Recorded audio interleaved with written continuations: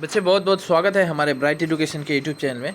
इससे पहले देखिए न्यू की ईट जो चैप्टर था इसमें मैंने क्या किया था कि कवि परिचय, उसके बाद सारांश बहुत ही बारीकी से सरल शब्दों में मैं समझाया हूँ।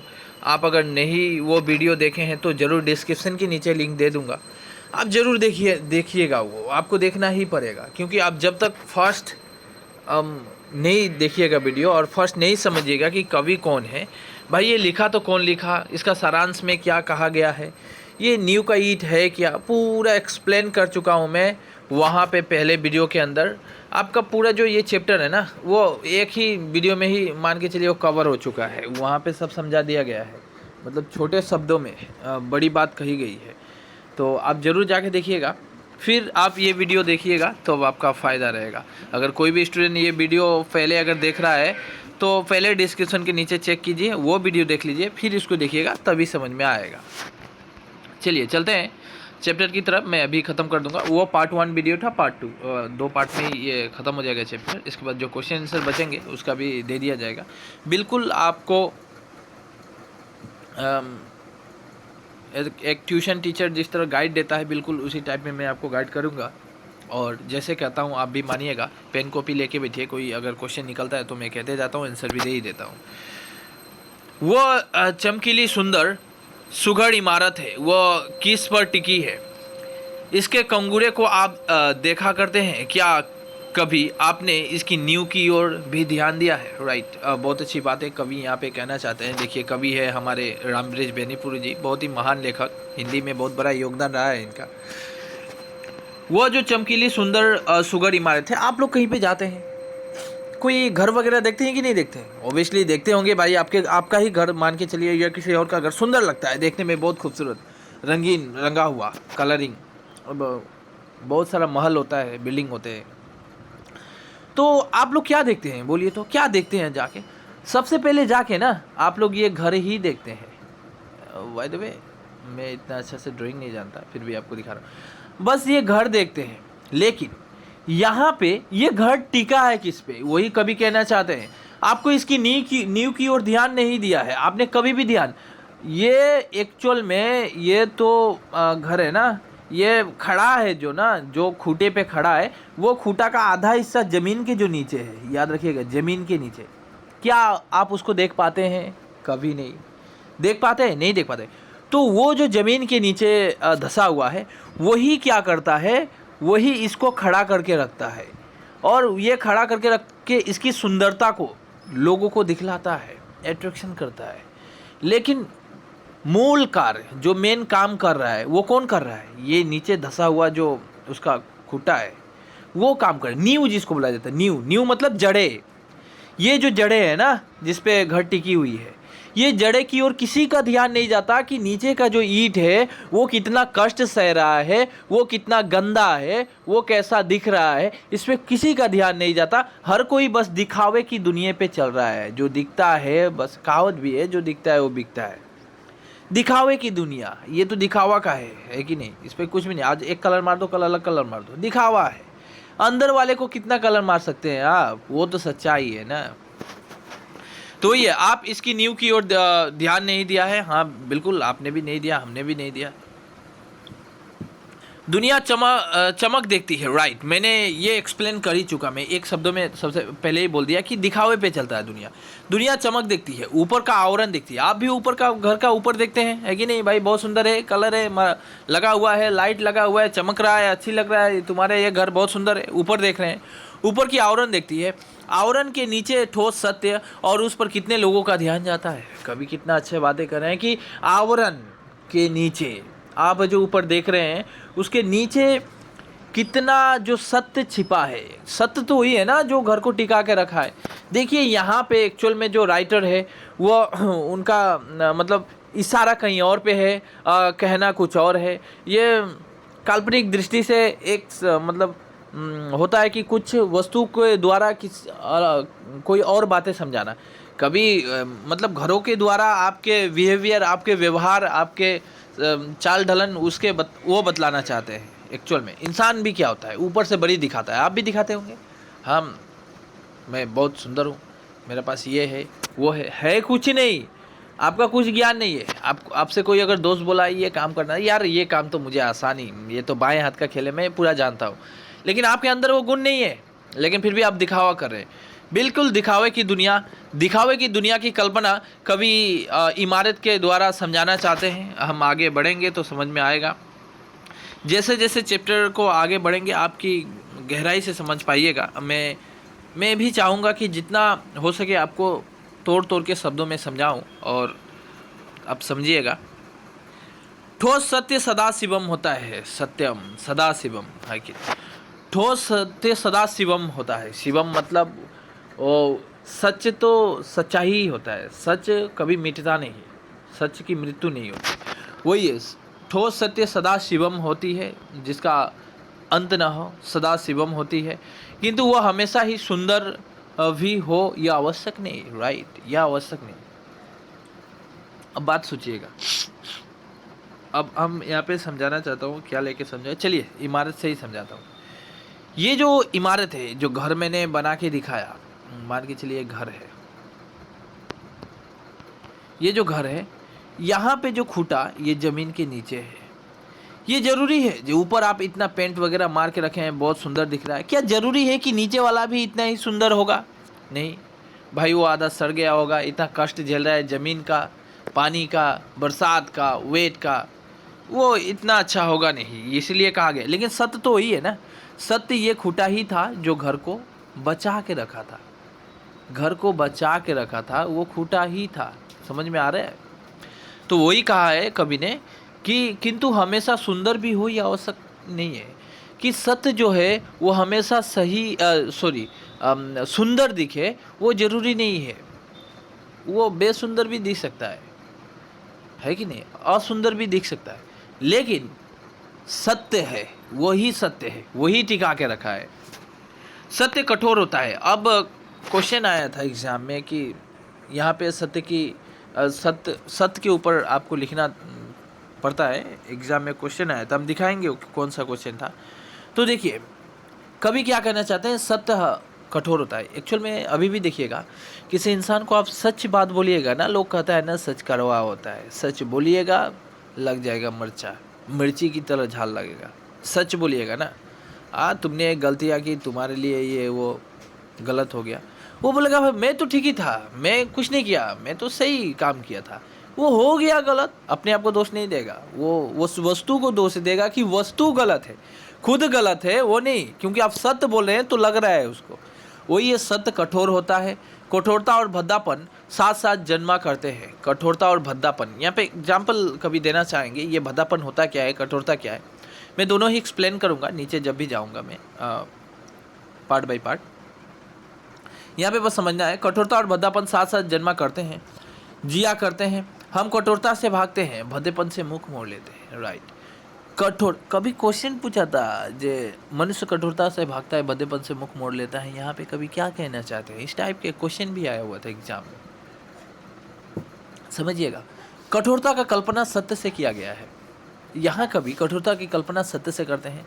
एक्चुअल में ऐसा ही होता है कि हम सत्य से भागते हैं, सत्य से अपना पीछा छुड़ाना चाहते हैं, जो सच बात है हम उससे मुंह मोड़ लेते हैं, इसी की कल्पना कभी कठोरता से करते हैं कि कठोरता से हम भागते हैं, यानी सच से भागते हैं, भद्देपन से मुख मोड़ लेते हैं। भद्देपन की बात क्या की जा रही है, भद्देपन का कभी क्या कल्पना करना चाहते हैं, देखिए मैं समझाता हूँ। कठोरता तो मतलब हो गया सत्य, सत्य से भागते हैं, भद्देपन से मुख मोड़ लेते हैं। भद्देपन मतलब हो जाता है, मान के चलिए कोई इंसान देखने में इतना खूबसूरत नहीं है, लेकिन उसके पास पूरा टैलेंट है, जो काम आप नहीं कर सकते हैं वो इंसान वो काम कर सकता है। लेकिन हम क्या करते हैं, मान के चलिए एक पागल ही है, साधारण थोड़ी सी पागल हो गया, मान के चलिए थोड़ा सा पागल, लेकिन वो बंदा के पास बहुत टैलेंट है, वो ज्ञानी है, लेकिन वो भद्देपन जैसा दिख रहा है, मतलब थोड़ी पागल टाइप, थोड़ा मतलब मैला वैला, मतलब कपड़ा वपड़ा फटा वटा, आप उससे घृणा करते हैं, वही हो गया भद्देपन से मुंह मोड़ लेना, घृणा करके भागते हैं। आपकी जो प्रॉब्लम है, समस्या है, काश अगर वो इंसान से आप पूछते तो वो आपको रास्ता दिखा देता, लेकिन आप जाते हैं वो ढोंगी के पास, महाज्ञानी पंडित, कि वही हमारा प्रभु है, वही हमें ज्ञान, वो तो ढोंगी है, वो तो दिखावे की दुनिया है, वो तो ऊपर ही बोला मैंने, दिखावों की दुनिया है। एक्चुअल में जो ज़मीन के नीचे खूटा था वो भद्देपन की एग्जाम्पल के तौर पे ले सकते हैं हम, क्योंकि वो इतना खूबसूरत है नहीं, सड़ गया है, आधा कुछ सड़ गया है कि नहीं, उसमें चींटियाँ लग गई है, उस होता है ना, वो खूटे मैला है, लेकिन वही खूटा तो आपके घर को टिका के रखा है ना, वो किंतु भद्दे जैसा दिख रहा है, गंदा दिख रहा है। लेकिन आप कहते हैं नहीं नहीं ठीक नहीं है, ये ऐसा घर नहीं, ये ठीक नहीं है, आप भाग जाते हैं, मुँह मोड़ लेते हैं, मुँह मोड़, भागते तो नहीं, मुँह मोड़ लेते हैं, मुंह मोड़ लेते हैं, नहीं उससे क्या होगा भाई, वो लड़का से क्या होगा, लेकिन वही लड़का से काम होगा। लेकिन आप कहते हैं कि नहीं, उसके पास ज्ञान है, इसलिए कहा, कभी ने ऊपर ही कह दिया कि सत्य हमेशा सुंदर हो ये जरूरी नहीं है, ये आवश्यकता ही नहीं है कि सत्य हमेशा सुंदर हो। इसीलिए कभी यहाँ पे कठोरता की कल्पना सत्य से करते हैं, भद्देपन की कल्पना वो मतलब वो जो असुंदर दिखता है वो, लेकिन ज्ञानी है, लेकिन ज्ञानी है वो, भद्देपन है, ज्ञानी है। इसलिए सत्य से भी भागते हैं, क्योंकि आप सत्य से भागते हैं, भद्देपन से मुख मोड़ लेते हैं, इसीलिए तो सत्य से भी भागते हैं ना। आप कठोरता से भागते हैं, यहाँ पे कभी कहा कठोरता, कठोरता मतलब सच, सत्य हमेशा कठोर होता है। जब सत्य कठोर होता है तो हम उससे भागते हैं, हम उससे अपने आप को बचाना चाहते हैं। फिर भद्देपन जो हमें सुंदर नहीं दिखता, हम उससे मुख मोड़ लेते हैं। इसीलिए हम क्या करते हैं, हम सत्य से भी भागते हैं। लास्ट ईयर एक क्वेश्चन आया था एग्जाम में, मैं दिखाना चाहता हूँ, पहले पढ़ा ही लेता हूँ इतना दूर। नहीं तो हम इमारत के गीत नींव के गीत से प्रारंभ करते हैं। गुड। इमारत के गीत नींव के गीत से प्रारंभ, गुड। इमारत के गीत नींव के गीत से प्रारंभ करते, कवि क्या कहना चाहते हैं? देख, शब्द में भी बहुत दम है, जो कवि लिखे हैं ना, शब्द, उनके शब्दों में भी बहुत दम है। मैं कहना चाहता हूँ उनके शब्द है ना, बहुत पावरफुल शब्द है। क्या बोलते हैं देखिएगा, हम इमारत के गीत नींव के गीत से प्रारंभ करते, गुड। इमारत के गीत मतलब इमारत का गीत हुआ, कोई बंगला देखें, कोई घर देखें और बहुत ही खूबसूरत दिखता है यार। मैं आपके मनुष्यों में भी कल्पना करूंगा जरूर, ये आजकल का रीति ही चल रहा है। और कभी ये ना आधुनिक युग में जो चल रहा है, इस मॉडर्न जो मॉडर्न चल रहा है ना, मॉडर्न डे चल रहा है, मतलब आधुनिक दुनिया चल रही है, इसको दिखाना चाहते हैं कभी। एक्चुअल में ऐसा होता है, देखिएगा कि हम इमारत के गीत नींव के गीत से प्रारंभ करते हैं कि आप कब कोई भी घर की तारीफ करते हैं, कोई किसी का घर, किसी बिल्डिंग, ताजमहल को मान लीजिए, ताजमहल का तारीफ करते हैं। ताजमहल आगरा में बहुत सुंदर है, बहुत अच्छा दिखता है, संगमरमर का पत्थर है, नदी है, गंगा बहती है पीछे से, आगे ये है दुनिया का, आप ऐसा बोलते होंगे, ओबियसली बोलते होंगे, कहते भी होंगे, सुने भी होंगे। आप नहीं कहते हैं, कोई और तो तारीफ करता है ना। कभी वो बंदा ये बोला है कि संगमरमर जो ताजमहल बनाया है, ताजमहल शाहजहां ने बनाया था। मैं वो बायोग्राफी नहीं, अभी हिस्ट्री नहीं पढ़ा रहा हूँ आपको कि पीछे जाऊँ। ये जो ताजमहल बना है, ताजमहल का नीचे जो फाउंडेशन किया गया है, ये फाउंडेशन कितना सुंदर है। कोई ये बोलता है आपको, कोई भी इंसान यहाँ से शुरुआत करता है कि ताजमहल जो बना था उसके नीचे ऐसे पत्थर लगे हैं, उसके नीचे ये है, वो बहुत खूबसूरत है, वहाँ से कोई गीत गाता है, वही गीत गाना हो गया। आप बोलते हैं, किसी को सुनाते हैं, वही तो गीत गाना हो गया ना, प्रारंभ करना वही है।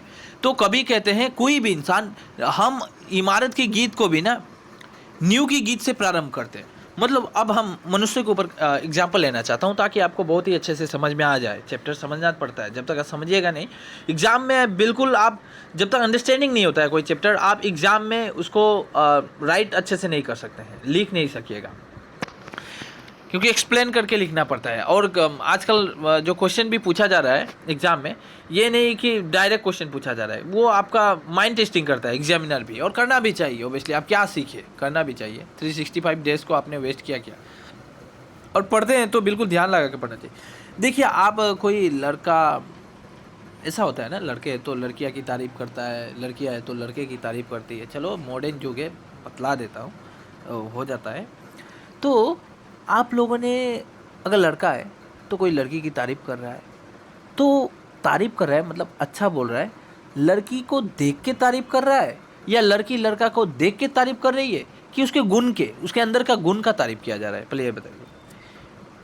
यहाँ पे आप लोग 99% फेल हो जाइएगा। मैं जो क्वेश्चन पूछा, क्यों फेल हो जाइएगा? क्योंकि आप लोग जब तारीफ़ करते हैं ना किसी का, देख के मतलब वाहवाही करते हैं, बहुत खूबसूरत लग रही है, बहुत खूबसूरत लग रहा है, बहुत हैंडसम है यार, बहुत ब्यूटीफुल, मान के चलिए। तो आपने उसकी खूबसूरती को देखा, राइट, चमक धमक देखा, मतलब आपने ऊपर जिस तरह इमारत के ऊपर को देखें आपने, चमक धमक, यह बहुत सुंदर है, लाइट वाइट लगा हुआ है, बिल्कुल टिप टॉप, अच्छा दिख रहा है। तो आपने ऊपर देखा ना, राइट। इस तरह आप किसी इंसान को भी देखते हैं ना, आप ऊपर देखते हैं। मान के चलिए मैं हूँ, अगर काला कोट पहन लिया, वाइट शर्ट पहन लिया और पैंट पहन लिया, टाई वाई लगा लिया और एक बैग ले लिया, तो आप बोलिएगा भाई वो बंदा वकील आ रहा है यार, वो तो वकील है। चलिए, उसके अंदर वकील का गुण है कि नहीं, उसके अंदर वो गुण है कि नहीं, वो आप नहीं देखिएगा। वो तो डेमो, वो तो नाटक भी करके जा सकता है ना, जा सकता है कि नहीं, ऑब्वियसली जा सकता है। तो आप वो नाटक को ही ओरिजिनल मान लेते हैं कि नहीं यही सत्य है, तो आप दिखावे पे जी रहे हैं कि नहीं। मैंने वही कहा कि आप किसी का तारीफ करते हैं, बहुत सुंदर दिख रही है, बहुत सुंदर दिख रहा है, तो आप क्या करते हैं, उसकी खूबसूरती ऊपर को देख रहे हैं, अंदर के गुण, अंदर के सच को नहीं देखते हैं। आप कभी भी ये नहीं कहते कि उसके अंदर बहुत अच्छा गुण है, वो चाहे जैसा भी दिखता है, खराबी क्यों नहीं दिखता है, भद्देपन क्यों नहीं दिखता है, लेकिन भाई टैलेंट इंसान है, बहुत गुणी इंसान है, बहुत अच्छा उसका व्यवहार है, चरित्र है, ऐसा आप कभी नहीं कहते। कभी कहते हैं क्या? नहीं कहते। सत्य बोलिए, कमेंट कीजिएगा, करते हैं। कितना इंसान है कि कोई भी किसी का तारीफ करता है या देखता है या अच्छा लगता है तो ऊपर देखता है कि आप उसके गुण को देखते हैं, ऊपरी दिखावा को देखते हैं, गुण के। कमेंट कीजिएगा, मैं कमेंट आप लोगों का पढ़ूंगा, देखता हूँ कितने इंसान पास होते हैं इस क्वेश्चन में, ठीक है। चलिए, तो वही कहते हैं कि अगर कोई सत्य को देखता ना तो न्यू की ईट से गीत गाना शुरू करता। मतलब आप तारीफ अगर भी कर रहे हैं ना तो उसके गुण का तारीफ से शुरू कीजिएगा, फिर ऊपर तक आइएगा, गुण भी अच्छा है, सब कुछ अच्छा है, तब ऐसा बोलिएगा। चलिए, वह ईट धन्य है जो कट छट कर कंगूरे पर चढ़ती है और बरबस लोक लोचनों को अपनी ओर आकर्षित करती है। अच्छा ठीक है, इसको बाद में एक्सप्लेन कर रहा हूँ। एक क्वेश्चन आया था ना, मैं जो अभी जो मैंने ये पूरा समझाया, बिल्कुल इसको मैं दिखाना चाहता हूँ कि क्वेश्चन क्या था। लास्ट ईयर के क्वेश्चन की बात करता हूँ, कभी किस टाइप के, बिल्कुल यही क्वेश्चन, बिल्कुल कॉपी क्वेश्चन समझ लीजिए, सेम क्वेश्चन आया था। क्वेश्चन आया था, ये देखिए, ये क्वेश्चन आया था और प्रसंग व्याख्या कीजिए, एक्सप्लेन करना है भाई, आपको कुछ आंसर डायरेक्ट मत लिख लीजिएगा, ये एक्सप्लेन करना है और व्याख्या करना है। हम कठोरता से भागते हैं, बदेपन से मुख मोड़ लेते हैं, इसलिए सज से भी भागते हैं। इसको आप समझा कर लिखना है। तो बिल्कुल मैं समझाया आपको, मैं जिस शब्दों में समझाया, मैं इतना एग्जाम्पल दिया, आपको इतना एग्जाम्पल देने की जरूरत नहीं, कोई एक एग्जाम्पल लेके समझा दीजिएगा तो आता है। बिल्कुल डायरेक्ट क्वेश्चन आया था एग्जाम में। अब ये आपके ऊपर डिपेंड करेगा कि आप कितने अच्छे से हिस्ट्री को समझ रहे हैं। मैं समझा रहा हूँ तो मुझे लग रहा है, देखिए अभी ये 17 मिनट हो गया, मुझे लग रहा है कि एक और पार्ट बनाना पड़ेगा, क्योंकि वैसे तो मैं 10 मिनट में भी ख़त्म कर सकता हूँ, किंतु आप लोगों को समझ में आना चाहिए ना, नहीं तो फ़ायदा ही क्या होगा। हाँ, वह ईट धन्य है जो कट छट कर, यहाँ पे कभी क्या करना चाहते हैं, वह ईट धन्य है जो कट छट कर कंगूरे पर चढ़ती है और बरबस लोक लोचनों को अपनी ओर आकर्षित करती है। राइट, कभी थैंक्स कह रहे हैं, धन्य कह रहे हैं, थैंक्स कह रहे हैं, किसे? खूटे को। ये खूटा जो जमीन के अंदर है ना, अंदर जो धसा हुआ है, कट छट कर, यहाँ पे मिस्त्री अगर कोई काम करता है तो वो क्या करता है, जो काट कर छाट कर उसका मसाला वगैरह बनाकर फिर नीचे डालता है, फिर खूटे को खड़ा करता है। ये खूटा ज़मीन के नीचे जाता है और दबा हुआ रहता है। लेकिन कट छट कर, यही वही धन्य है जो कट छट कर कंगूरे पर चढ़ती है और बरबस लोक लोचने की ओर आकर्षित करती है और ऊपर वाले भाग को टिका के रखती है और सभी को अट्रैक्शन करती है, आकर्षण करती है। देखो हमारा ऊपर की भाग कितना सुंदर है, कितना अच्छा दिख रहा है, बिल्कुल सही है, कभी सही कहते हैं। किंतु धन्य है वो ईट जो जमीन के 7 हाथ नीचे जाकर गड़ गई और इमारत की पहली ईंट बनी। लेकिन वो तो कभी, देखिए यहाँ पे कभी ऊपर वाले की तारीफ कर रहे हैं, ये घर की तारीफ कर रहे हैं, कह रहे हैं हाँ ये तो ठीक है, मानता हूँ ये टिप टॉप लाइट लगा है, रंग मरा हुआ है, महल अच्छा दिख रहा है, वो एक्सेप्ट कर रहे हैं। लेकिन उससे भी अच्छा, उसको उससे भी ज़्यादा मैं धन्यवाद देना उसको चाहता हूँ, उससे भी ज़्यादा थैंक्स कहना चाहता हूँ जो ज़मीन के नीचे जो ईंट जो ज़मीन के नीचे खूंटा दबा हुआ है, जो घर को बचा के रखा है, वही सबसे बड़ा महत्वपूर्ण कार्य किया है, उसको मैं सबसे ज़्यादा धन्यवाद देना चाहता हूँ।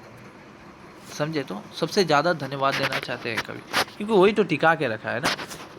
यहाँ पे कभी ना, लास्ट में जब इसके बाद जब नीचे नीचे स्लाइड को डाउन करूँगा तो देखिएगा कि ये जो इमारत हो गया, ये ज़मीन हो गया, ये मनुष्य के अंदर जो गुण होता है, आपका जो व्यवहार होता है, जो बिहेवियर होता है, चरित्र होता है, इसकी कल्पना कभी इनके द्वारा समझाना चाहते हैं।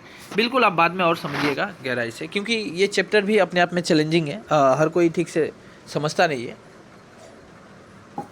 ठीक है, तो मैं कोशिश कर रहा हूँ, क्योंकि इसी पहली ईंट पर इसकी मजबूती और पुख्तेपन पर सारी इमारत की आस्ती नास्ती निर्भर करती है। कभी कहना चाहते हैं ये जो ईंट नीचे दबा हुआ है, नीचे ज़मीन के नीचे जो ईंटें दबे हुए हैं, इसी पे ये पूरा इमारत निर्भर है। राइट, ये बहुत खूबसूरत है, देखने में बहुत खूबसूरत है, लाइट वाइट है, ठीक है, अच्छा है। क्या ये ईंट नहीं दबा रहता तो ये घर गिरता कि नहीं गिरता? आपका घर में खूंटा नहीं रहने से घर गिरेगा कि नहीं? ऑब्वियसली गिरेगा। तो वही कहना चाहते हैं कि क्योंकि यही पहली ईंट पर, ये जो ईंट है, पहली ईंट, पहला जो ज़मीन के नीचे ईंट धंसा है, वही सबसे मजबूती और पुख्तेपन वही सारी इमारत को बना के रखा है। उसी के ऊपर घर निर्भर करता है, उसकी अस्तित्व तो उसी पे है, क्योंकि वो ईंट अगर नहीं रहेगा तो घर गिर जाएगा। उस ईंटे को हिला दिया जाए, कंगूरा बेतहासा ज़मीन पर आ जाएगा। राइट, अगर आपको कोई गाछ को गिराना चाहते हैं, मान के चलिए कोई, ये पेड़ है, ड्राइंग इतना अच्छा नहीं जानता फिर भी बनाता हूँ, ये पेड़ है, इस पेड़ को आप अगर ज़मीन पे ऐसे गिरा देना चाहते हैं, ज़मीन पे, देखिए कभी यहाँ पे क्या कहना चाहते हैं, उस ईंट को हिला दिया जाए, कंगूरा बेतहासा ज़मीन पर गिर जाएगा। देखिए मैंने पेड़ बनाया था, पेड़ बनाया था, इसको अगर हिला देता हूँ, पेड़ को अगर गिराना है ना, ये बहुत अच्छा पेड़ है, दिख रहा है, फला है, फूल लगा हुआ है, फल लगा हुआ है, बहुत खूबसूरत दिख रहा है, अच्छा भी लगता है, छाया भी दे रहा है। क्या ये अपने आप में एक बहुत खूबसूरत दिखेगा? अगर ये नहीं रहेगा, जड़ नहीं रहेगा तो नहीं, ये मुरझा जाएगा, इसमें कुछ नहीं रहेगा, अस्तित्व ही नहीं रहेगा। ये पूरा अस्तित्व टिका हुआ है जड़ों पे। तो इसको अगर हिला दिया जाए, वही बोला है, अगर नींव को हिला दिया जाए ना, ईंट को हिला दिया जाए, उस ईंट को हिला दिया जाए, कंगूरा बेतहासा ज़मीन पर आग गिरेगा। मतलब इसको अगर हिला दूंगा, पेड़ गिर जाएगा, ज़मीन भी, इमारत भी वैसा ही रहता है। अगर आप कोई घर के नीचे के खूंटा को ही हिला दीजिएगा तो वो ऑब्वियसली वो घर गिर ही जाएगा। तो ये आ गिरेगा। कंगूरे की गीत गाने वाले हम, आइए अब नींव के गीत गाएं। अब कभी कहता है कि बहुत हो गया, हम बहुत ऊपर की गीत गाते हैं। ऊपर की गीत मतलब बहुत ही कंगूरे की गीत गाते हैं। ये कंगूरा, इसकी कल्पना कंगूरा से किया है, ऊपर वाले के घर की इमारत की ऊपरी भाग को कंगूरे से कल्पना की कर रहे हैं। कभी ऊपरी भाग का बहुत गीत गाते हैं, हमेशा ऊपरी नज़र से ही देखते हैं। चलिए अब नींव की गीत गाते हैं। नींव की गीत मतलब अंदर जो दबे हुए हैं ज़मीन के अंदर, नींव की गीत गाएं। वो ईंटें जो ज़मीन में इसलिए गड़ गई है कि दुनिया को इमारत मिले, कंगूरा मिले, कंगूरा मिले। वो ईंट जो सब ईंटों में ज़्यादा पक्की थी, जो ऊपर लगी होती तो कम पूरे भी शोभा 100 गुनी कर देता। राइट, कभी कहते हैं कि वो जो ईंट ना नीचे लगा हुआ है, ज़मीन के नीचे, काश अगर इसको ऊपर लगा देता, मैं वो बिल्डिंग में ऊपर लगा देता तो ये इससे भी बहुत ही खूबसूरत दिखता। ये यहाँ पे खूबसूरत है अपने आप में और बहुत ही मजबूत भी है, तभी तो वो घर को टिका के रखा। यही सत्य है, ये सत्य है, ठीक है। तो कभी इसका सत्य की बातें कह रहे हैं। अगर यही पक्की ईंटें को मैं ऊपर लगा देता तो ये और ज़्यादा ही मतलब 100 गुनी हो जाती, उसका जो गुण है 100 गुना हो जाता। किंतु कितना है भाई, और अरे बापा, चलो ख़त्म ही कर देता हूँ यार, 2 पार्ट और नहीं टानूंगा। किंतु जिसने देखा इमारत की पायदारी, उसकी नींव पर मुनहसिर होती है, इसलिए उसने अपने को नींव में अर्पित किया। किंतु जिसने देखा इमारत की पायदारी, राइट।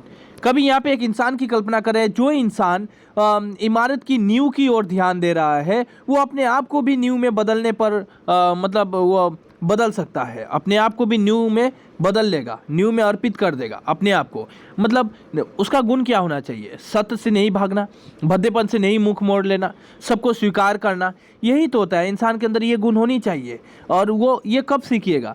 तब सीखिएगा जब एक ज़मीन के नीचे धसे हुए उस इमारत के उस खूंटे को, उस ईंट को देखिएगा कि जो कितना कष्ट सह रहा है नीचे, इसके बावजूद भी कभी भी वो ये नहीं कहता कि मेरे ऊपर इतने चोट क्यों पड़ रहे हैं, मैं इतना कष्ट क्यों कर रहा हूँ, तुम लोग ऊपर वाला ईंट इतना मज़ा क्यों ले रहा है, इतना खूबसूरत क्यों दिख रहा है, वो बेचारा कभी नहीं कहता। एक इंसान को भी इसी तरह होना चाहिए। इंसान को यही सीख दिला रही है ये ईंटें, कभी हमें भी यही सीख दिला रहे हैं।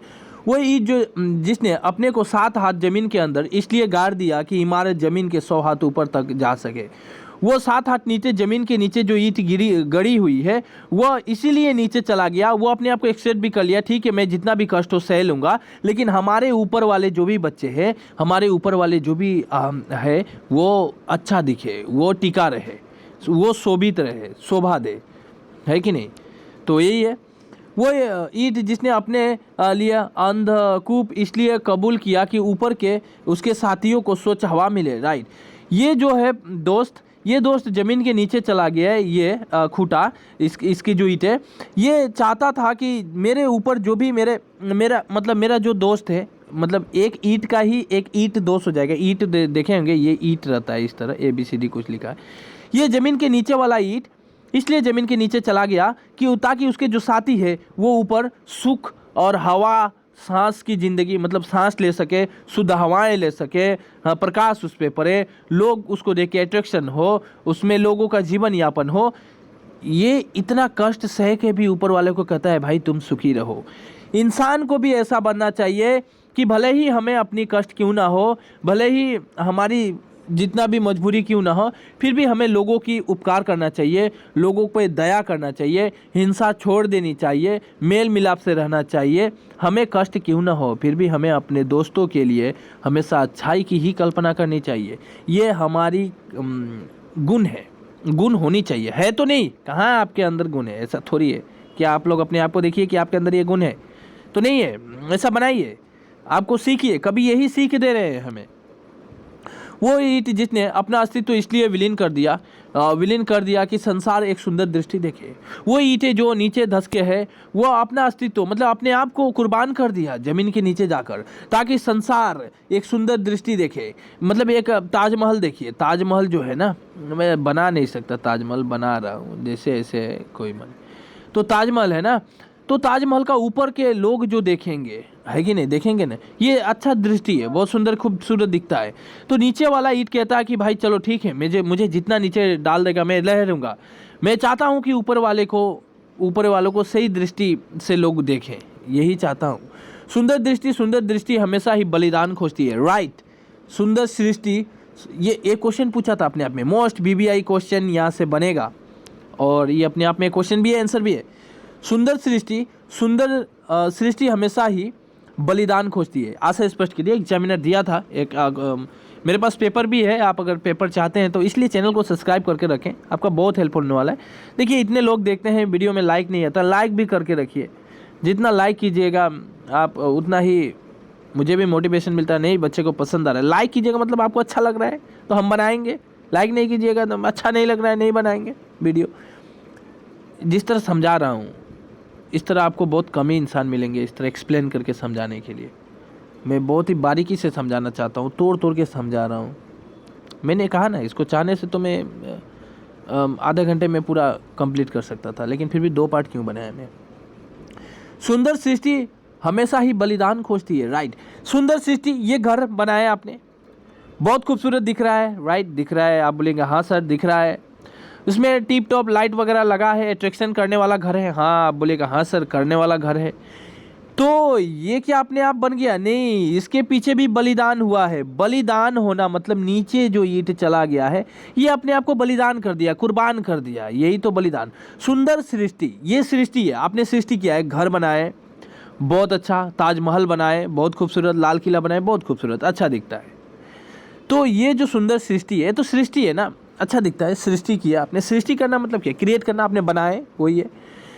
इसके अंदर किसी का बलिदान है, ओबियसली है ना, नीचे वाले का ओबियसली है। देखिए नीचे बलिदान, वही यहाँ पे कह रहे हैं, कभी सृष्टि, सुंदर सृष्टि हमेशा ही बलिदान खोजती है, और जब तक बलिदान ना हो सुंदर सृष्टि होना इम्पॉसिबल है। बलिदान ईंट का हो या व्यक्ति का, यहाँ पे कभी इतना समझाने के बाद यहाँ पे कभी मेन पॉइंट पे आ गए।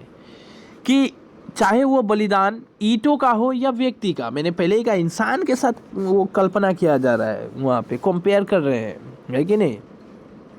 तो चाहे वो ईंट हो चाहे वो व्यक्ति को भी चाहिए कि वो चाहे जितना भी कष्ट क्यों ना झेले, वो अपने परिवार के लिए, अपने संसार के लिए, अपने समाज के लिए, अपने देश के लिए सुंदर सृष्टि बनाने की हमेशा कोशिश करना चाहिए। और ये तभी होगा जब आपके पास इस ईंटों की जैसी गुण होनी चाहिए, नीचे रहने के लिए क्षमता होनी चाहिए, गुण होनी चाहिए, सुंदर इमारत बने। इसलिए कुछ पक्की लाल ईंटों को चुपचाप नींव में जाना पड़ता है, राइट, जाना पड़ता है, चुपचाप नीचे चला जाना। ठीक है भाई, हम एक्सेप्ट करते हैं, हम नीचे चला जाएंगे, ऊपर वाले हमारे दोस्त सही रहे, सुंदर समाज बने।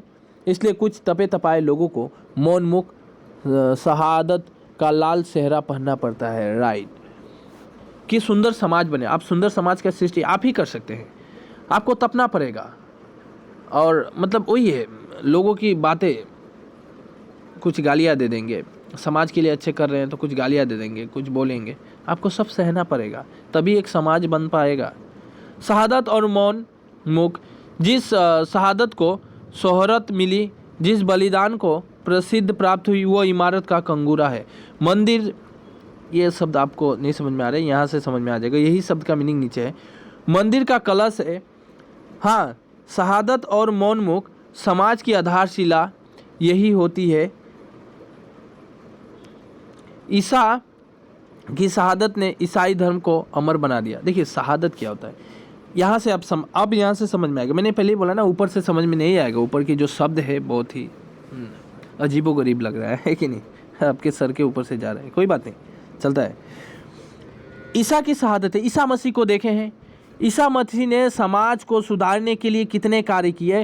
वे जब सत्य पे चल रहे थे, सत्य बातें बोल रहे थे, सत्य की कार्य कर रहे थे, तो लोगों ने कहा कि नहीं तुम लोगों के अंदर अफवाह फैला रहा है। और कुछ शैतान लोगों ने उन्हें क्या किया, सूली पे चढ़ा दिया। ईसा मसीह को देखा है, यहाँ पे कील, यहाँ पे कील, पैरों में कील, क्रॉस चिन्ह में ईसा मसीह, है कि नहीं, देखा है ईसाई धर्म का। तो इन्होंने इतना कष्ट झेला, और यही कष्ट झेलने के कारण अभी ईसा मसीह अमर बन गए हैं, सबकी आंखों में गोड हो गए हैं, भगवान है वो, ईसाइयों का भगवान है ईसा मसीह, आपका भी, हमारा भी, सबका है भाई, भगवान तो एक ही है ना। आप कल लीजिए, किंतु मेरे समझ से ईसाई धर्म को अमर बनाया उन लोगों ने जिन्होंने उस धर्म के प्रचार में अपने को अनाम उत्सर्ग कर दिया, राइट। धर्म का प्रचार किए, वो भी कर रहे थे, और बाद में बहुत सारे लोग धर्म का प्रचार किए, वो अमर बना दिया उस धर्म को। उनमें से कितने जिंदा जलाए गए, लेकिन जो धर्म प्रचार कर रहा था, ईसाई धर्म, ईसा मसीह के द्वारा जो कहा गया, उन बातें को जो प्रचार कर रहा था, उनमें से बहुत सारे लोगों को जिंदा जला दिया गया, कितने को सूली पे चढ़ा दिया गया। यही होता है सूली पे चढ़ा देना, ऐसे। कितने वन की खाक छानने जंगल जानवरों के शिकार हुए, कितने उससे भी भयानक भूख प्यास के शिकार हो गए। देखिए तपना पड़ता है भाई अमर होने के लिए। ये देखिए अपने जान कुर्बान कर दिए ना ईसा मसीह, अमर हो गए। बहुत सारे लोग ईसाई धर्म का प्रचार किए, जल गए, मर गए, जानवर भी खा गया उन्हें, भूख का मारे, प्यास का मारे वो मर गए, इतने मतलब कुर्बान किए। इसके बाद ना ईसाई धर्म अमर हो गया। तो अमर बनाने के लिए, समाज को बनाने के लिए, समाज को सुधारने के लिए आपको भी कुर्बानी देनी पड़ती है। कुर्बानी मतलब धर्म की कुर्बानी, कर्म की कुर्बानी, गुण की कुर्बानी देनी पड़ती है। उनके नाम शायद ही कहीं लिखे गए हो, उनकी चर्चा शायद ही कहीं होती हो, किंतु ईसाई धर्म उन्हीं के पुण्य प्राप्त के फला फूला है। भले ही उन इंसान का नाम नहीं है जिसको जला दिया गया, मार दिया गया, जो जानवर का शिकार हो गया, जिसको बाघ खा गया, है कि नहीं, जो मर गया प्यासा से, भले ही नहीं हो, उन्हीं लोगों ने ही तो ईसाई धर्म को आज उजागर किया है। आज वो धर्म आज इतना से फला फूला है, इतने सुंदर भाव से चल रहा है। लोग गिरजाघरों में ईसाई धर्म का पालन करते हैं, है कि नहीं। नींव की ईंटें थे, गिरजाघरों के कलश उन्हीं की शहादत से चमकते हैं। वही इंसान जो बलिदान दिया, उसी के कारण आज गिरजाघर चमक रहा है, राइट। बहुत खूब, राइटर बहुत खूब लिखा है। आज हमारा देश आज़ाद हुआ सिर्फ उनके बलिदानों के कारण नहीं, जिन्होंने इतिहास में स्थान पा लिया, राइट। यहाँ पे कभी बहुत ही इम्पोर्टेंट बात कर रहे हैं। आप अगर हिस्ट्री पढ़ते हैं, हिस्ट्री इंटरेस्टेड सब्जेक्ट है, आप उसको कभी मत छोड़िएगा, वो उससे बहुत कुछ सीखने को मिलता है। देखिए फ्रंट पेज पे ना एक आध दो इंसान को ही हम जानते हैं, महात्मा गांधी, सुभाष चंद्र बोस, जवाहरलाल नेहरू। इन्हीं लोगों ने ही हमको आज़ादी नहीं दिला दी। अरे ये तो फ्रंट पेज पे थे, इनका तो बस नाम है, इतिहासों के पन्ने पे नाम है। ऐसे भी बहुत सारे इंसान हैं जिनका इतिहास के पन्ने पे नाम नहीं है। असहयोग आंदोलन, भारत छोड़ो आंदोलन, सविनय अवज्ञा आंदोलन, साइमन कमीशन, देखिए जालियांवाला बाग हत्याकांड, ये सब मैं हिस्ट्री की बात कर रहा हूँ। आप सोशल है आपके पास, निकाल के जरूर पढ़िएगा। वहाँ पे हजार हजार लोग, लाख लाख लोग अपने आप गए आंदोलन करने और मर गए। कैसे मर गए? अंग्रेजों ने मार दिया, गोली चला दिया, तोप रुआ दिया। क्या उनके नाम भी हम पढ़ते हैं? नहीं पढ़ते ना। क्या उनका इस आंदोलन में, इस आज़ादी दिला में उनका कोई भी योगदान है कि नहीं? योगदान मतलब समर्पण, वो हमारे देश के लिए कुछ किए कि नहीं? हाँ भाई किए। करोड़ों करोड़ों लोगों ने हमारे देश की स्वाधीनता के लिए काम किया। उन करोड़ों लोगों का नाम नहीं आता है। जो इतिहास के पन्नों पे एक आध दो का नाम आ ही जाता है, तो वो तो आए थे, फ्रंट पेज पे लीड कर रहे थे, तो उनका नाम तो आएगा ही, चलो अलग बात है। तो सोचिए करोड़ों करोड़ों ऐसे इंसान थे जिनका नाम अभी भी इतिहास में तो घुसा ही नहीं, मतलब हवा में उड़ गया, और कहाँ चला गया पता नहीं। ऐसे ऐसे लोगों ने अपने बलिदान दिए हमारे देश की आज़ादी के लिए। क्या उनका योगदान नहीं रहा है? उन्हीं के कारण आज हमारा देश आज़ाद हुआ, आज हम चैन से जी रहे हैं। तो वही है, देश का शायद कोई ऐसा कोना हो जहाँ कुछ ऐसे दधीची नहीं हुए हो जिनकी हड्डियों के दान ने ही विदेशी वित्रासुर का नाश किया। यहाँ पे कभी एग्जाम्पल दे रहे हैं, एक वित्रासुर राक्षस था जिसको मारने के लिए एक दधीची, एक पंडित थे, विद्वान थे, ज्ञानी थे। अब इसको, इस वित्रासुर को मारने के लिए ये जो दधीची थे, ये वित्रासुर क्या कर रहा था? पूरा समाज को नष्ट कर रहा था, तहस नहस कर रहा था। इसको मारने के लिए दधीची जो विद्वान थे, इनकी हड्डी चाहिए था। ये हड्डी से वज्र बनाकर इसको प्रहार किया जाएगा, तभी वो इंसान मरेगा, तभी वो वित्रासुर मरेगा। और अगर इसको नहीं मारा गया, पूरा समाज खत्म हो जाएगा, कोई नहीं बचेगा। तो इन्होंने कहे कि ठीक है, मैं बलिदान देता हूँ। वो अपने आप को मतलब मार ही डाले, मर गए, वो बलिदान दे दिए, मर गए। मरने के बाद इनकी हड्डियाँ लेकर इसको मारा गया। तो सोचिए, ज़रूरत था इनको देने के लिए, वो अपने लिए किए, अपने लिए कहते ना भाई हम काहे अपना मर के अपना हड्डी देने जाएंगे। ऐसा थोड़ी बोलते हो, वो कोई देता क्या? बोलूँगा देखो भाई यार, तेरे पास जितने भी धन दौलत है यार दे दो, वहाँ पे समाज में महामारी फैल गई है, वहाँ पे खाने पीने की कमी है, तुम्हारा जो भी है धन सब दे दो हमको, हम उसको दान दे देते हैं, लोग खा पी के जिएंगे आराम से। तो आप क्या बोलेंगे? अरे भाई महामारी फैला यार, हमारा ही नहीं है खाने पीने का, हम उसको का देंगे, काहे देंगे, हमारा ही क्या ज़रूरत है, हम उसको देंगे। तो यही बात है ना, आप नहीं दीजिएगा तो आप समाज वहाँ पे सुधरेगा नहीं। आप अकेले जीना चाहते हैं, अकेले जीना चाहते हैं, यहाँ पे हजार लोग मर रहे हैं भूखे प्यासे। तो दधीची ने सोचे कि नहीं, इतने पूरे समाज नष्ट होने से बेहतर है कि मैं अकेले ही क्यों ना बलिदान दे दूँ। अकेले बलिदान दे दिए और वित्रासुर मारा गया, और तभी अभी भी नाम है इनका, अमर हो गए ये। हम जिसे देख नहीं सके वो सत्य नहीं है, यह है मूढ़ धारणा। ढूंढने से ही सत्य मिलती है। हमारा काम है धर्म है, हमारा काम धर्म है। ऐसी नींव की ईंटें की ओर ध्यान देना, हमारा काम धर्म है। और नींव की ईंट की ओर ध्यान देने की बात कर रहे हैं, जो ज़मीन के नीचे है, जो सत्य है उसकी ओर ध्यान दीजिए आप।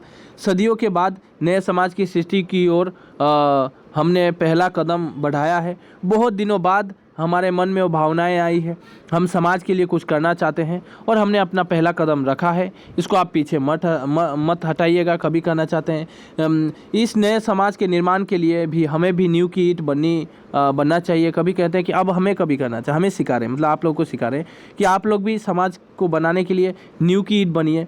मतलब बलिदान देने के लिए, बलिदान देना मतलब वही है, उपकार करना, लोगों का उपकार करना, देश का, समाज का, परिवार का, लेकिन नहीं। अफसोस कंगूरे बनने के लिए होड़ा होड़ी मची हुई है, नींव की ईंट बनने की कामना लुप्त हो गई है। यहाँ पे कभी और एक बातें कहना चाहते हैं कि देखिए अफसोस की बात है, आज अफसोस की बात यह है कि कंगूरे की ईंट बनने के लिए होड़ा होड़ी मची रही है। आजकल हर इंसान सेल्फिश हो चुका है, हर इंसान एक दूसरे को मारकर अपना धन कमाना चाहता है, कोई इंसान किसी के लिए कुछ देना नहीं चाहता। आज की दुनिया ऐसी बन गई है, कभी कहते हैं, बात से सही है कि नहीं? हर इंसान सेल्फिश हो चुका है कि नहीं? सिर्फ अपना फ़ायदा देख रहा है कि नहीं? अपना फ़ायदा हुआ, अपना काम बनना, बस चला जाता है कि नहीं? ऐसी हो गया है दुनिया। 7 लाख गांव का नवनिर्माण, 1000 शहरों और कारखानों का नवनिर्माण, कोई शासक इसे संभव नहीं कर सकता। इतने लाख गांव का निर्माण करना, कारखाने लगाना एक इंसान के बल की बात नहीं है। ज़रूरत है ऐसे नौजवान की जो इस काम में अपने को चुपचाप खपा दे। कभी कहते हैं कि देखिए इतने हम अगर इतने समाज, इतने लाखों गांव, हजारों कारखाने अगर बनाना चाहते हैं, अपने देश को बचाना चाहते हैं, तो हम अकेले नहीं कर सकते। आप लोगों को, जितने भी युवा पीढ़ी है, जितने भी लोग हैं, जितने नौजवान लोग हैं, नौजवान, आप लोग नौजवान हैं, सबको आगे आना पड़ेगा और चुपचाप अपने को खपा देना पड़ेगा। सेल्फिश काम करना पड़ेगा, सेल्फलेस जिसको बोला जाता है। आप निस्वार्थ भाव से काम कीजिएगा।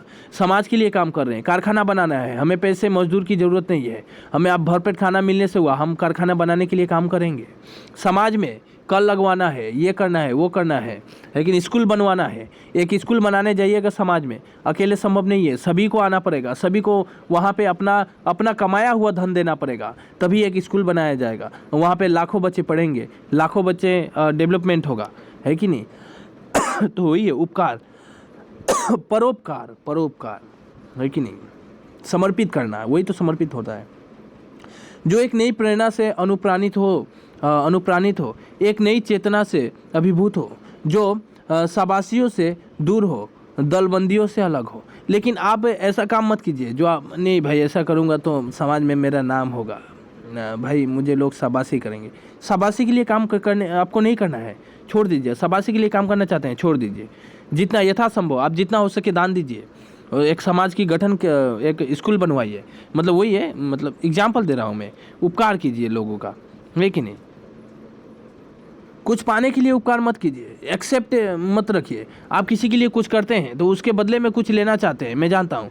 अगर आप लोग सोचते हो कि नहीं यार उसका चलो ज़रूरत था, 1000-2000 दे देते हैं, फिर मेरा तो ज़रूरत पड़ेगा ही, मैं भी 3000 मांग लूँगा, मैं 2000 दूंगा तो 3000 मांग लूँगा, ऐसा सोचेंगे आप लोग, मेरा भी हेल्प हो जाएगा। तो ऐसा मत कीजिए। ऐसा अगर सोचते हैं तो ज़रूरत ही नहीं है उस बंदे को 2000 देना। आप अगर उसको देते हैं तो आप लेने के लिए मत सोचिए कि आपको 3000 मिलेगा, मिले तो मिला, नहीं मिला तो नहीं, ज़रूरी नहीं है। आप किसी को 2 रोटी खिला रहे हैं तो ये मत सोचिए उसके लिए आप 4 रोटी खाइएगा उसका, ऐसा मत सोचिएगा। जिनमें कंगूरा बनने की कामना न हो, कलश कहलाने की जिनमें वासना न हो, सभी कामनाओं से दूर, सभी वासनाओं से दूर, उदय, मतलब वही है, कामना और वासनाओं से दूर। आप किसी के लिए कुछ कर रहे हैं तो उससे कुछ एक्सेप्ट मत रखिए। कभी कहते हैं कि कुछ पाने के लिए आप मत कीजिए, कुछ देने के लिए कीजिए। कुछ पाने के लिए आप मत कीजिए, कुछ देने के लिए कीजिए। ये मेरा बात है, मैं ये कह रहा हूँ और बातें इसी के द्वारा मैं समझाना चाहता हूँ। उदय के लिए आतुर हमारा समाज चिल्ला रहा है, हमारी नींव की ईंट किधर है। देश के नौजवानों को ये चुनौती है। क्वेश्चन, एक डायरेक्ट क्वेश्चन एग्जामिनर पूछा था, देश के नौजवानों की क्या चुनौती है, कभी क्या समझाना चाहते हैं। डायरेक्ट एग्जामिनर क्वेश्चन में, बहुत अच्छा। देश के नौजवानों की यही चुनौती है कि नींव की ईंट किधर है, उसे आना चाहिए, समाज में अपने आप को खपा देना चाहिए, नए समाज की निर्माण करना चाहिए, है कि नहीं। तो यही है चुनौती है कि आओ अपने आप को खपा दो। बाय द वे क्वेश्चन की बात करूँ, क्वेश्चन आपको मैं आंसर दे दूंगा। क्वेश्चन कौन सा इंपॉर्टेंट है की बात को, देखिए एग्जाम से पहले मैं इंपॉर्टेंट देता हूँ क्वेश्चन आंसर, अभी नहीं देता हूँ, एग्जाम से पहले। हाँ, लेकिन मिडिल में कौन कौन सा क्वेश्चन इंपॉर्टेंट था, कैसा क्वेश्चन पूछ रहा है एग्जामिनर, वो मैं कहा था। यहाँ पे देखिए क्वेश्चन आ ही गया, सुंदर सृष्टि हमेशा क्या खोजती है, बलिदान खोजती है। डायरेक्ट है, दुनिया का ध्यान सामान्यतः किस पर जाता है, ऊपर दिखावे पर जा रहा है कि नहीं। लेखकों के अनुसार गिरजाघर कलश वस्तु किनकी शहादत से चमकती है, उन मतलब जवानों के प्रति जिन्होंने अपने को मतलब ईसाई धर्म के प्रचार के लिए अपने को खपा दिया, है कि नहीं। बहुत सारे ऐसे लोग जिसको जला दिए गए उस धर्म के प्रचार के लिए, जंगलों में जानवर खा गए, तो उस इंसानों के लिए आज गिरजाघर की कलश चमकती है। बाय द वे आंसर की बात करूँ, अगर कोई भी बंदा, कोई भी स्टूडेंट अगर सही से समझा है ना, तो 100% कह सकता हूँ कि ये पूरा आंसर आप आराम से लिख सकते हैं। मुझे बोलिए, अब मैं समझा दिया ना, मैं पूरा आंसर खुद लिख सकता हूँ बैठकर, एक बैठे मैं पूरा आंसर लिख दूंगा। अब मुझसे पूछिए, मैं पूरा आंसर का जवाब दे सकता हूँ। बेनीपुरी जी का शुरुआत कब हुआ था, ये पहले के पार्ट में मिलेगा ये सब। यहाँ पे देख, लेखक के अनुसार ईसाई धर्म को किन लोगों ने अमर बनाया। देखो मैंने आंसर कह ही दिया था, ऊपर ही कहा था। आज देश के नौजवानों के समय क्या चुनौती है, मैंने अभी जस्ट खत्म किया, मैंने ये बातें, चुनौती है क्या चुनौती है, अभी खत्म किया मैंने, आंसर भी दिया। तो बोलिए मैं आंसर दे चुका हूँ कि नहीं। पूरा चैप्टर के अंदर पूरा आंसर छिपा हुआ है, ये देखिए पूरा आंसर इसके अंदर छिपा हुआ है। और मैंने कहा भी, अरे आराम से खुद लिख सकते हैं यार, आप समझें तो। बाय द वे वीडियो कैसा लगा, आपको और वीडियो चाहिए कि नहीं चाहिए, आपको समझ में आ रहा है कि नहीं आ रहा है, जो भी प्रॉब्लम हो रही है, जो भी समस्या हो रही है, आप ज़रूर कमेंट कीजिएगा। एक थैंक्स तो ज़रूर करना है, मैं पढ़ा रहा हूँ, अच्छा लग रहा है कि नहीं, वो भी तो आप मुझे एक कमेंट कीजिएगा। सो बाय, टेक केयर। वीडियो को लाइक जरूर किया, देखता हूँ कितना लाइक आने से ही मैं वीडियो बनाऊँगा। और एक बात है, रिक्वेस्ट है, मेरा रिक्वेस्ट है कि देखिए, उपकार तो करना लोगों का धर्म होता है, मेरा भी आप कुछ उपकार कीजिए। बोलेगा सर आपका क्या उपकार करूं? वीडियो को ज़्यादा कुछ नहीं, अपने दोस्त आपके, आप हर एक बच्चा एक स्कूल में कम से कम 50 स्टूडेंट होता है, तो आप लोग के पास हर बच्चे का नंबर रहता है, व्हाट्सएप ग्रुप होता है, तो आप कृपया करके शेयर कर दीजिए। आपके ही स्कूल के स्टूडेंट को शेयर कीजिए, वो अपने स्कूल के स्टूडेंट को शेयर करके, आप अगर ट्यूशन पढ़ रहे हैं तो वहाँ पे ग्रुप है, वहाँ पे शेयर कीजिए। मेरा थोड़ा उपकार कीजिए, बस यही उपकार, ये रिक्वेस्ट है। गुरु दक्षिणा के तौर पे मैं यही रिक्वेस्ट किया।